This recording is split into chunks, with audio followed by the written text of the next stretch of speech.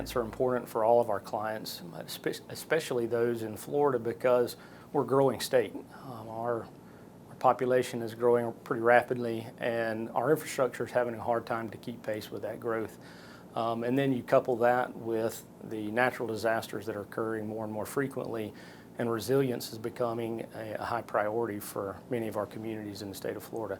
So when we build back, we have to build back smarter, we have to build back better, and that comes with a cost. And so many of our communities are small, rural communities that can't afford to make these improvements without the assistance of state and federal grants. Prior to pursuing grant funding, I think there are two areas where we really need to focus our attention.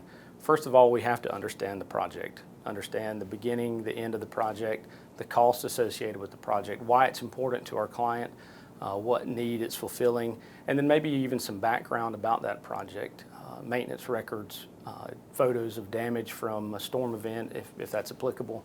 But all that background information really helps us tell the story in our grant application to make the project more appealing. And then secondly, we need to understand the needs of our clients.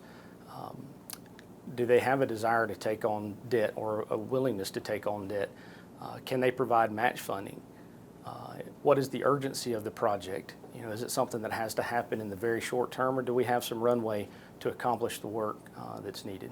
So I think it's important to understand that all grants are not equal. Some grants may be more appealing to some of our clients than others, and that's for us to really try to understand and match the right grants to the right clients.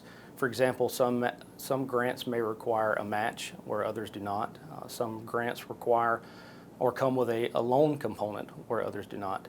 The timing of the grant funding is important to some of our clients based on the urgency of the project, and even the reimbursement process can be a challenge for some of our clients. So understanding all of that helps us tailor which grants we match to those clients to make sure that their needs are met and in a way that's appealing to the client as well.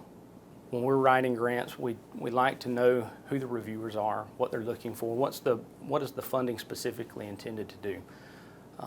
Many times we'll even offer to submit the application early for a draft review of what we intend to submit to make sure there are no fatal flaws that would have our application rejected immediately. That helps develop confidence with those reviewing agencies to make sure that we are meeting their needs, that we're providing them a product that they can go back and report on to show those accomplishments, you know, that they have utilized either the state or the federal funds appropriately to accomplish the desired outcome.